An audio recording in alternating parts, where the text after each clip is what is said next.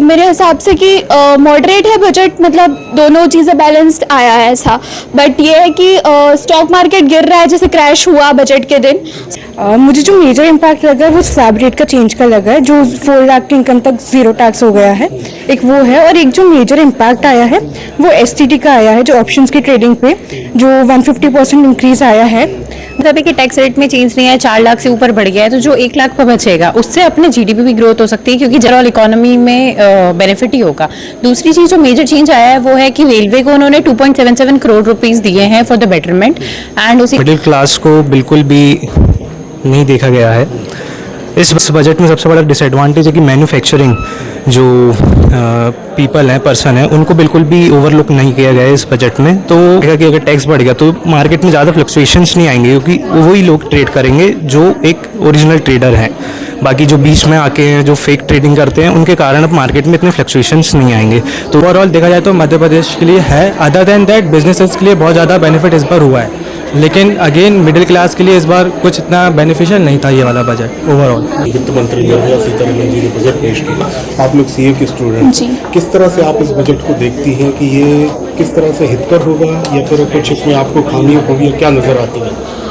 मैं श्रेया जैन, मैं CA intermediate की स्टूडेंट जी। प्रोज एंड कॉन्स दोनों है मेरे पॉइंट ऑफ व्यू से देखा जाए तो।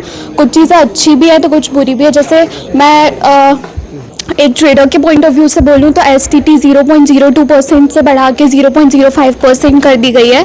और अपना बायबैक जो आईएफओएस के अंदर टैक्स होता था, इनकम फ्रॉम अदर सोर्सेज, वो अब कैपिटल गेन में अब टैक्स हमें भरना पड़ेगा। और जो हमें रिटर्न फाइलिंग की डेट है वो भी एक्सटेंड कर दी गई है, तो ये एक अच्छी चीज़ है, रिलीफ मिलेगा।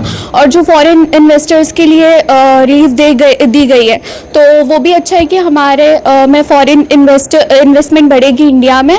तो कुछ सेक्टर्स में ये बजट अच्छा है, but at the other and मतलब जो लेदर का जीएसटी वगैरह कम किया गया है, कुछ चीज़ों में एग्जेम्पशन ज़्यादा दी गई हैं, तो वहाँ पे भी ठीक है। तो मेरे हिसाब से कि मॉडरेट है बजट, मतलब दोनों चीज़ें बैलेंस्ड आया है ऐसा।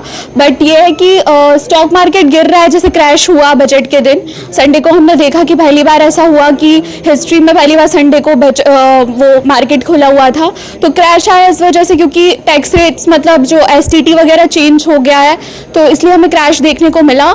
और मैं रिद्धिमा गर्ग सीए इंटर की स्टूडेंट हूँ। मुझे जो मेजर इम्पैक्ट लगा है वो स्लैब रेट का चेंज का लगा है, जो 4 लाख की इनकम तक ज़ीरो टैक्स हो गया है, एक वो है। और एक जो मेजर इम्पैक्ट आया है वो एसटीटी का आया है, जो ऑप्शंस की ट्रेडिंग पे जो 150% इंक्रीज आया है, वो एक मेजर रहेगा इम्पैक्ट ट्रेडर्स के लिए। और फॉरेन टूर पैकेजेस के इस पे जो भी इंक्रीज हुआ है, आउटसाइड टैक्स कम हुआ है, उसका एक वो है मेरे हिसाब से। सर्विस टैक्स में कुछ कैंसर की दवाएं सस्ती हुई हैं जी, काफी कुछ, और कुछ चीजें महंगी हुई हैं। तो कुछ एक्सपर्ट्स का कहना है कि फॉरेन टूर ट्रेवल्स और ये सारी चीजों का आम आदमी के लिए उतना इफेक्टिव नहीं है। विदेश जाने वाले लोगों की संख्या कैसे आप देखते हैं इस चीज़ को? मुझे जो लगता है जो नॉर्मल ट्रैवल पर्पज़ के लिए जाते हैं उनके लिए तो थोड़ा रिलीफ रहेगा। ओवरऑल बाकी दवाइयों वगैरह से तो सबको ही बेनिफिट रहता है, जो टैक्स कम हुआ उस पर।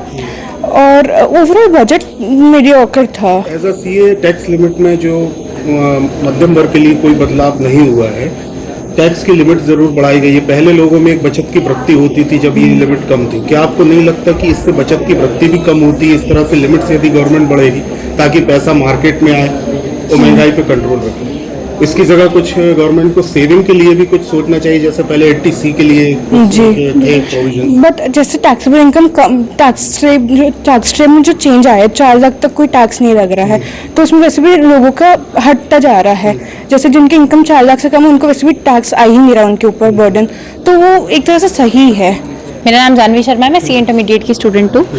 जो आपने बोला था कि टैक्स रेट में चेंज नहीं है, 4 लाख से ऊपर बढ़ गया है, तो जो 1 लाख पर बचेगा उससे अपने जीडीपी भी ग्रोथ हो सकती है, क्योंकि जैसे जो इंसान रहेगा वो उसको ज़्यादा खर्च करेगा, फिर उसे मैन्युफैक्चरिंग भी बढ़ेगी और उससे ओवरऑल इकोनॉमी में बेनिफिट ही होगा।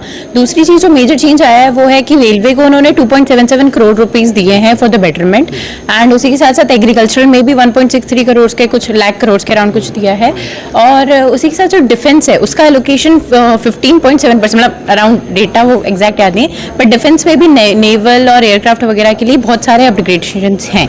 तो बेसिकली 5.94 हाँ हाँ, तो बेसिकली जैसे कि अभी बताया जाए तो नॉर्मल मिडिल क्लास के लिए तो एज सच कोई चेंज नहीं है, बट हाँ for the betterment it's fine. ये शेयर मार्केट का जो सेंटीमेंट्स तो भारत का चलता है, एकदम से गिरावट को आप कैसे देखते हैं? शेयर मार्केट में जैसे जितना मुझे पता है कि 800 पॉइंट का गिरा है, मार्केट गिरा है, तो वो तो अभी वैसे ही फ्लक्चुएशन चल रही थी, जैसे अभी गोल्ड की भी फ्लक्चुएशन, सिल्वर की फ्लक्चुएशन, तो उस टाइम पे अभी लोगों का सिल्वर इससे क्या कहते हैं स्टॉक मार्केट से वैसे ही भरोसा थोड़ा सा हो गया था, बट अब वो गिरावट स्थायी नहीं है। हाँ स्थायी नहीं है वो गिरावट, अभी वो चेंज होगी, जैसे सिल्वर तो कंफर्म है बट अभी वो स्टॉक मार्केट में चेंजेस आएंगे। आपका मेरा नाम पीयूष साहू, मैं एक सीए इंटरमीडिएट स्टूडेंट हूँ। मध्यम वर्ग के लिए इस बजट में क्या कुछ संभावना? इस बजट में मिडिल क्लास को बिल्कुल भी नहीं देखा गया है इस बजट में, लेकिन एक प्रो बहुत अच्छा निकला कि जो कैंसर पेशेंट है, जो मेडिकल चीज़ें हैं उसको मेडिसिन बहुत कम कर दिया गया है, टैक्स स्लैब और बहुत से जैसे। पर इस बजट में सबसे बड़ा डिसएडवांटेज है कि मैन्युफैक्चरिंग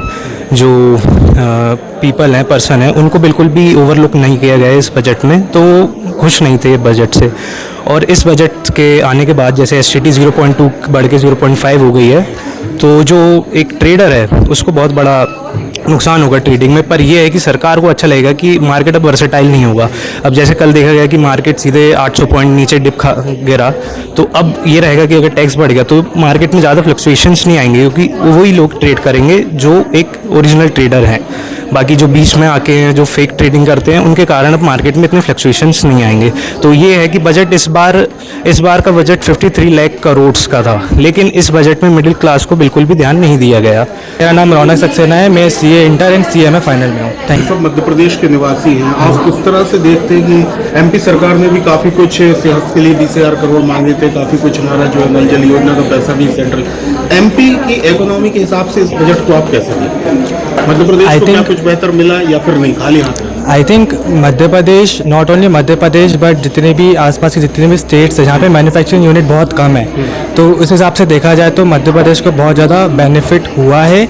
लेकिन अगेन सबसे ज़्यादा बेनिफिट जो है इस बजट से वो है बिजनेस वालों को, क्योंकि अर्लियर जो ड्यू डेट जो थी वो 31 जुलाई थी ITR 4 की, जो प्रेजेंटिव टैक्सेशन होता है उनकी, लेकिन अब वो बढ़ के 31 अगस्त हो गई है। तो एक बहुत बड़ा बेनिफिट है, क्योंकि हर साल क्या होता था कि जो डेट होती थी वो हमेशा एक्सटेंड होती थी, जिसकी वजह से जो बिजनेसेस थे उनको दिक्कतें आती थी। जो सेक्शन 44 ADA के अंदर टैक्स भरते थे उनको बहुत बड़ी दिक्कत आती थी, लेकिन इस बार क्या किया गया है कि उनकी जो ड्यू डेट है वो बढ़ गई है।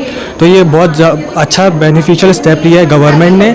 अदर देन दैट STT जो ट्रेडिंग जो इसने बताया कि वो है वो बढ़ गई है, which is I don't think so, जो एक अच्छा स्टेप है STT के लिए। लेकिन हाँ, ओवरऑल देखा जाए तो मध्य प्रदेश के लिए है। अदर देन दैट बिजनेसेस के लिए बहुत ज़्यादा बेनिफिट इस बार हुआ है, लेकिन अगेन मिडिल क्लास के लिए इस बार कुछ इतना बेनिफिशियल नहीं था ये वाला बजट ओवरऑल। मतलब मध्यम वर्ग को ये बजट निराश करने वाला हाँ। एक तरह से कहा जा सकता है करेक्ट, आप लोगों की। करेक्ट। मिडिल क्लास के लिए इस बार कुछ भी नहीं था, मतलब कि एकदम मीडियोकर बजट था इस बार का देखा जाए तो।